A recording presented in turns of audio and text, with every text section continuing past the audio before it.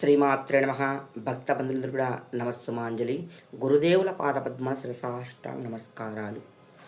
6వ తారీఖు 9వ నెల 2024 శుక్రవారం రోజు గౌరీ వ్రతము. ఈ గౌరీ వ్రతము కొన్ని ప్రాంతాలలో ఆచరిస్తూ ఉంటారు. ఎలా ఆచరించాలి అంటే కనుక, ప్రాతకాలం నిద్ర లేచి తలంటూ స్నానం చేసుకొని స్త్రీలు శుభ్రంగా అలంకరించుకొని దేవునికి దీపారాధన చేసి నైవేద్యం సమర్పించాలి. నైవేద్యం కనుక పెట్టాలంటే కనుక రత్నపురి గడ్డ తేనెని స్వామివారికి ఇంట్లో ఉన్న దేవతామూర్తులకి ఇన్ని పదార్థం నివేదించాలి. రత్నపురి గడ్డ తేనె నైవేద్యం పెట్టాలి. నైవేద్యం పెట్టేసి సాయంకాలం వరకు ఉపవాసం ఉండి సాయంకాలమున శివాలయములలో శివునికి కింది భాగంలో పార్వతీమాత ఉంటుంది, పై భాగంలో శివుడు ఉంటాడు. ప్రాణమట్టం కట్ట అంటాం కదా, ఆ ప్రాణమట్టానికి గౌరీదేవి ఉంటుంది కాబట్టి అక్కడ గౌరీదేవి పూజించవచ్చు. లేదు, కొంతమంది గృహంలో కూడా ఒక మూలన అలికి ముగ్గు వేసుకొని మర్రి పెట్టి పూజ చేస్తూ ఉంటారు. అలా ఆచరించవచ్చు గౌరీ వ్రతము. ఇలా కూడా ఆచరించవచ్చు. ఆ మర్రి చెట్టు కింద ఒక బ్లౌజ్ పీస్ పెట్టేసి అందులో గౌరీదేవిని చేసి పెట్టి పూజ జరిపిస్తూ ఉంటారు. కథ కూడా ఉంటుంది. ఇలా కాకుండా అవకాశం ఉన్నా లేకున్నా కూడా శివాలయం అంటే కనుక అవకాశం ఉంటుంది అందరికీ. కాబట్టి సంతాన సమృద్ధి కోసం చేసేటువంటి వ్రతము.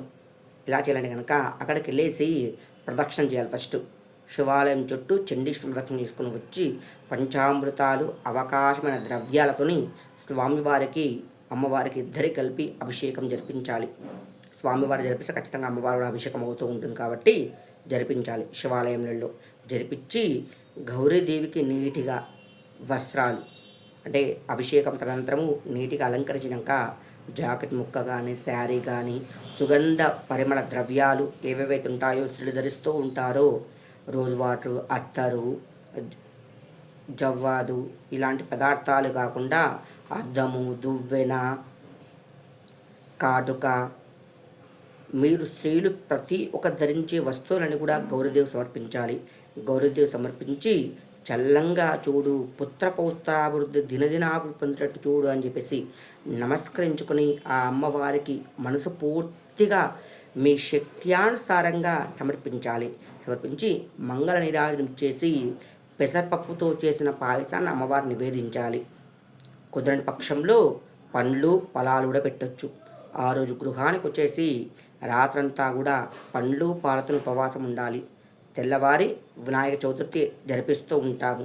కావున ప్రతి ఒక్కరు కూడా ఈ గౌరీ వ్రతాన్ని ఆచరించి వంశాభివృద్ధి, గోత్రాభివృద్ధి జరిపించుకోగలని మనసా వాచా కర్మణ ధ్యానిస్తూ ఉన్నాను. శ్రీమాత్రే నమః.